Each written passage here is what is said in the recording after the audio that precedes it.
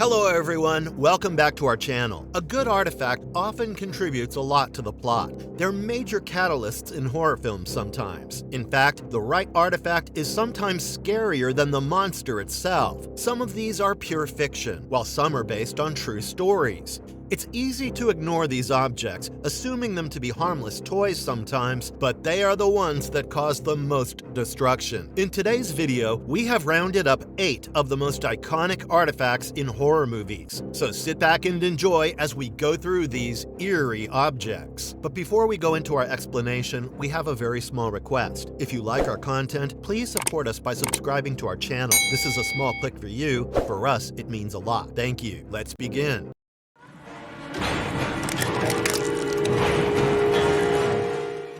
The Lament Configuration Puzzle Box Hellraiser. The Lament Configuration is what we would call a puzzle box. These boxes appear in Clive Barker's stories. This box is a part of the Hellraiser series. This box can take you to another dimension. It acts as a door or as a key to the door to open the gates of hell. The box, as I've already mentioned, is a puzzle box. It can be opened by solving the puzzle. By doing so, the box's victims summon Cenobites, who will then decide if the victim is worthy to be one. If not, they will be trapped for eternity in hell. Or they could simply just vanish too. The novel version of the box can be completely disassembled and reassembled. It's very smooth and has no designs except between the pieces, where there are etchings along the seams. The film's version is trimmed in brass or gold. It has symbols that are etched on the surface, and it can only be twisted into different shapes and not completely disassembled. The box was created by Philippe Lemarchand, and there are 2 stories behind its creation. The first one is from the comics. Here, Philippe is a murderer who creates these boxes by using actual human bones and fat. It's also believed that he has made more than 200 of these boxes, and that too with the help of Baron, a Cenobite. The second story of the box's origin is from Hellraiser Bloodline. Here, he is just a toy maker, Duc de Lille, hired to create the box. Philip ends up being killed, but his bloodline survives. His descendants are all cursed till the damage caused by the box can be undone. In both the books and the movie, Frank Cotton is the very willing victim of the box. He is someone who has an affinity for pleasure and is extremely selfish. He hears of the box as something that can bring pleasure. He's promised the same by the Cenobites. What he's unaware of is that these creatures have no distinction between pain and pleasure, and that he is doomed to an eternity of torture. He's then resurrected when his brother Rory moves to his house with his wife Julia. The box then shifts hands to Christy, Rory's friend in the books and daughter in the movie, who's tempted to solve it. She sends the Cenobites back by reversing the solution to the box. The box waits for new seekers of pleasure after it has claimed its victims. One important thing to note about this box is that those opening it must be agreeable to whatever sadistic stuff it has in store. When it's opened, hooked chains come out of it, tearing the flesh of the person who opens it. The box is more intricate in the remake that came out in 2022. It now has 6 configurations, each representing a different desire. It takes after one of these, and after a blade comes out of it, it cuts the victim. Whoever holds the box after these 5 sacrifices gets an audience with Leviathan. Also, whatever blood is drawn by the blade is absorbed by the box, which is held till it can be offered to Leviathan. Would you be curious enough to solve a puzzle box if it appeared? Let us know in the comments. Replicas of the box have been made because of its popularity with horror fans. These boxes come with a compartment inside it. Apparently, people have even used it to propose. Necronomicon X Morse Evil Dead series. The Necronomicon X Morse is also known as Naturam de Monto, or the Book of the Dead. This is a book compiled by a race of beings known as the Dark Ones. The book has passages about demon resurrection, funerary rituals, and prophecies. It was supposed to be used only by the Dark Ones as a guide to the supernatural, but eventually fell into human hands. The book made its first appearance in the 1981 Evil Dead movie. It is bound in human skin. Its cover is made from a demon's face. The book has incantations that can summon and control evil spirits. It also unleashes the deadites that we see in the movies. There are multiple origin stories about the book across different timelines and universes. In one story, it's believed to be created by a demon, Ruby. The book is said to be a passage for the Kandarian demons and the deadites to Earth. The powers of the book can also affect inanimate objects. Those possessed by the book can be released by sunlight. It also has the ability to take back the evil that it releases. The book is also sometimes sentient, taunting people to use it. This book plays an important role in the film. It sets off a chain of events that lead to the eventual unleashing of the deadites. It's discovered by Professor Raymond Kirby in Castle Kandar's ruins. He then takes it with him to the United States and to a small cabin in the Michigan forests. Here, he translates its contents. In one such attempt, he reads a section out loud while recording it, and this awakens an evil spirit that resides in the woods. A group of friends come across the cabin and the book. When they play the same incantation, the spirit is resurrected again, and it starts to terrorize them. It eventually turns them into deadites, all except one, Ash. Ash tries to get away by burning the book. It works, and the deadites around him melt away. But to his horror, he is still stuck in the cabin. We're then introduced to Annie, the professor's daughter, who comes to the cabin with the lost pages of the book from Castle Kandar. She realizes that her father has unleashed a Kandarian demon and uses the pages she has to open a rift to send the demon to 1300 AD along with Ash. As we've already seen, the book has the power to awaken demons and open rifts in time and space. It also can resurrect the dead as both deadites and their human selves. It can cause reality warping, a power shown when Ash uses his blood to prevent a deadite apocalypse from happening in the first place. It can also cry out evil infected blood, which would turn all those who touched it into deadites. The way to destroy the book is conflicting. Different versions have different ways in which it can be destroyed. The one from the first movie was destroyed when it was thrown into the fireplace, but Ash later revealed that it could not be destroyed by fire. As Ruby demonstrates, a Kandarian dagger seems to be another way to destroy it. The inspiration for this book comes from famous writer H.P. Lovecraft's book of the same name. It was first mentioned briefly in his short story, The Hound, and it's made appearances in his other works too. The book has also made appearances in other horror works, like the films Jason Goes to Hell, The Final Friday, Pumpkinhead 2, Blood Wings, and the popular series The Walking Dead.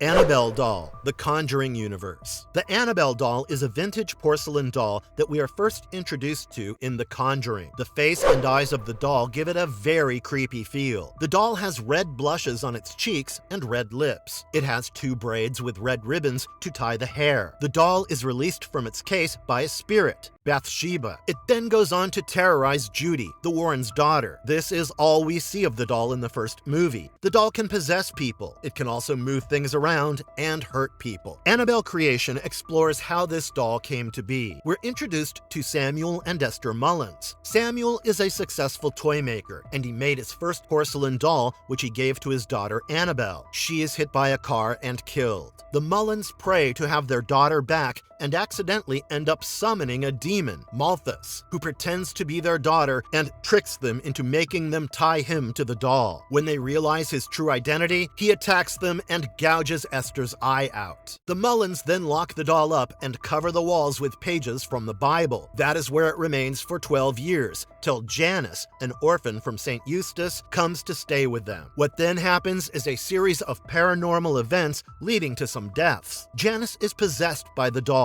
Towards the end, we see her at another orphanage, introducing herself as Annabelle, where she's adopted by the Higgins family. 12 years down the line, she has started a cult devoted to Malthus, and has killed her adoptive parents, the neighbors of Mia and John Form, the 2014 film Annabelle's protagonists. They encounter Janice Annabelle when she breaks into their home, holds a porcelain doll gifted by John, and slits her throat in their nursery. Towards the end of the 2014 film, we see the the doll being purchased by a mother for her daughter Debbie, who is a nursing student. We also see it being locked away in a glass case at the Warrens Museum. This is a nod to the real Annabelle story, which was a gift to Nurse Donna. After encountering several paranormal activities, Donna and her roommate Angie leave the doll in Ed and Lorraine Warren's possession, who kept it locked in their occult museum in Monroe. The real doll is not porcelain, it's a Raggedy Ann doll. As an Easter egg, Janice, Annabelle's new parents, give her a Raggedy Ann doll in Annabelle's creation. Another interesting detail that you might not have noticed is that the Annabelle doll has a cameo in both the Shazam movies as a toy.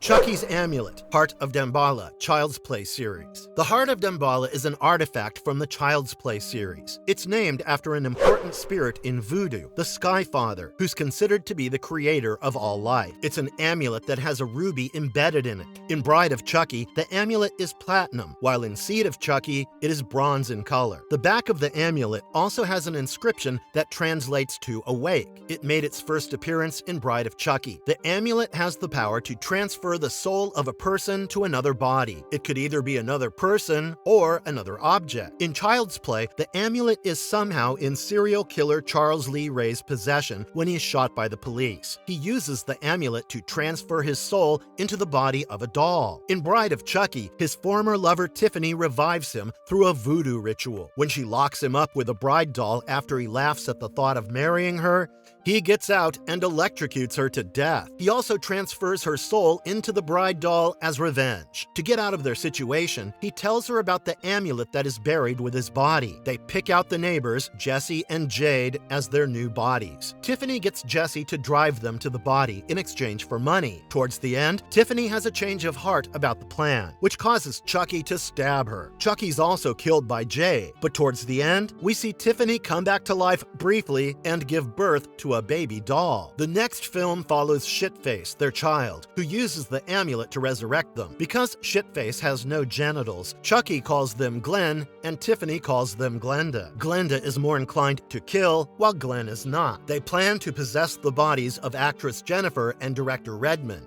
Tiffany successfully impregnates Jennifer with Chucky's semen so Glenn and Glenda can transfer their soul to the body. Chucky soon realizes he does not want to be human, causing Tiffany to want to leave. Chucky kills Tiffany when she tries to possess Jennifer, but Glenn intervenes and decapitates him. In the end, we see Glenn and Glenda, who now possess Jennifer's twins, and Tiffany, who has successfully transferred her soul. Chucky's arm also makes an appearance, suggesting he's been resurrected too.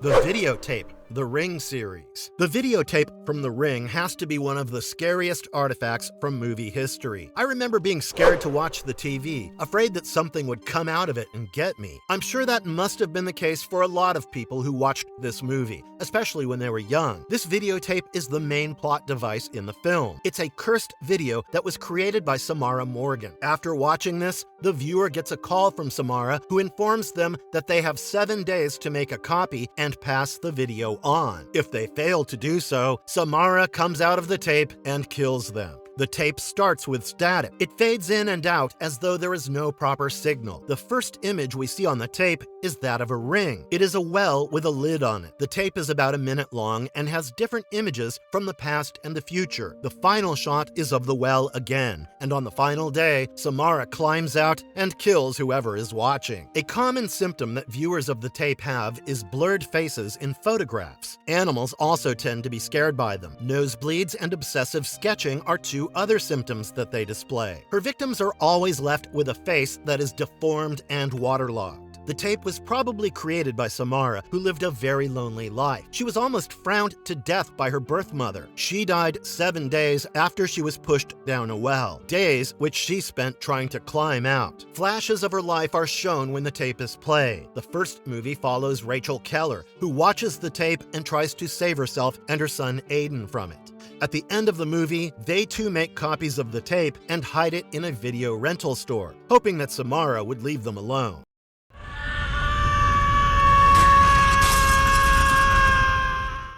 The Babadook book. The Babadook. The Babadook book is a seemingly innocent pop-up book that summons the monster, Mr. Babadook. He's like a boogeyman. He's summoned when 6-year-old Samuel finds a book on his shelf titled The Babadook. He then gets his mother, Amelia, to read the book out to him. The book describes a monster who wears a top hat and torments his victims. It gets more and more disturbing with each page, and Samuel is convinced that the Babadook is real. Strange things start happening around the house, all of which Samuel believes are caused by Babadook. Amelia ends up tearing the book up, only to find it reassembled again at her front door. There are new words in it now that taunt her. The book suddenly has pop-ups of her killing their dog, her son, and herself. She soon starts behaving violently and has hallucinations of murdering Samuel too. The Babadook, like the boogeyman, is someone who seems to feed off all this fear. He gets stronger and stronger as the story progresses, to the point where he's also manifested in a physical form. He can possess his victims after they've reached a certain level of fear. Shape-shifting, teleportation, and flying are other abilities he has. Some theories refer to the Babadook as a product of Amelia's pent-up frustrations surrounding the death of her husband. Sam tells her how you cannot get rid of the Babadook. She's also forced to see her husband's death, and only after she faces this is she able to make the Babadook retreat. In the end, the Babadook is fully invisible, and Amelia feeds it. This could refer to her making peace with her fear and grief, which was previously something she left unaddressed. She now keeps it locked up, suggesting grief is something that never truly goes away and is something that you live with. Director Jennifer Kent said that the character which served as an inspiration of the Babadook is the man in the beaver hat from the film London After Midnight. This film has been considered lost ever since a fire destroyed the final copy of the movie. After the movie's popularity, copies of the pop-up book were made to be sold to fans.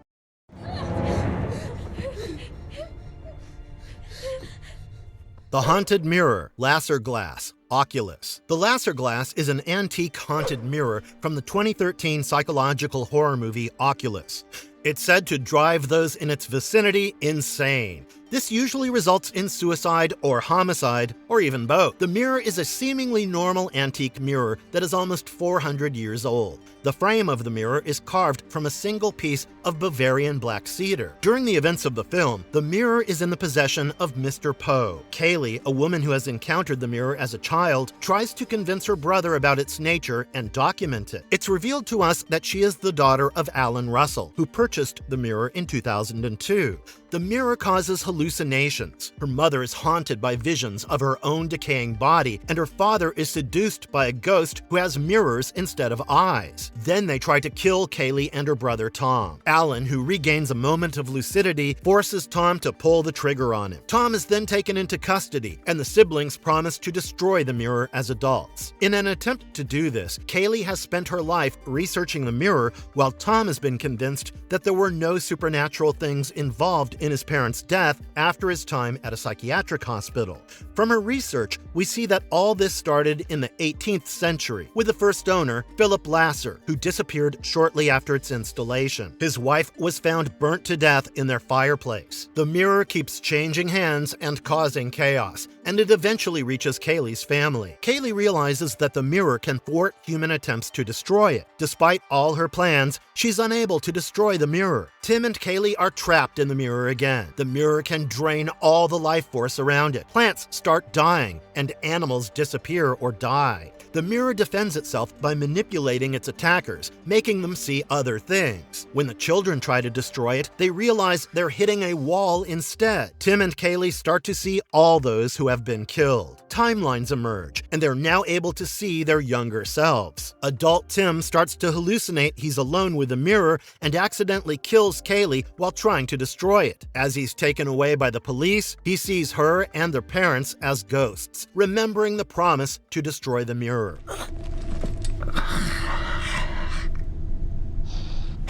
The embalmed hand, Talk to Me. An important object in the movie Talk to Me is a mysterious hand that has been severed and embalmed. This hand can help the characters communicate with spirits. They can talk to the dead by holding the hand and then by saying, "Talk to me." The hand is that of a medium. It also comes with a set of instructions. The person holding the hand has a time limit to talk to the deceased. Saying, "I let you in," allows the spirit to possess the body of the one holding it. If the connection is not severed within in 90 seconds, the spirits can bind themselves to the person. Mia, who struggles with the death of her mother, comes across the hand with her friends. She volunteers to go first and is possessed by a spirit. They end up breaking the connection, but only after slightly exceeding the time limit. In another attempt, Mia's friend Riley is possessed by her mother Rhea. Because she wants to talk to her, she exceeds the 90 seconds and does not end the possession. Riley's body is then taken over by the spirits, who cause him to try and kill himself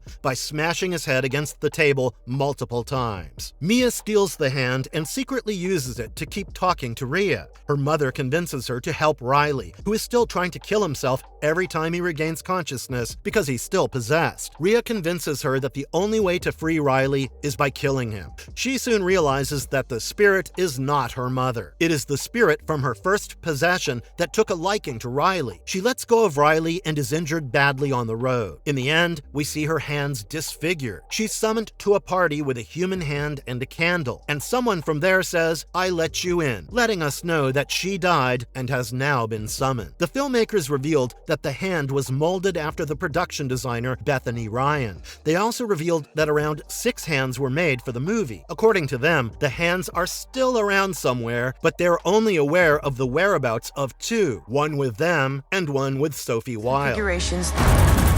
It opens up and it cuts you.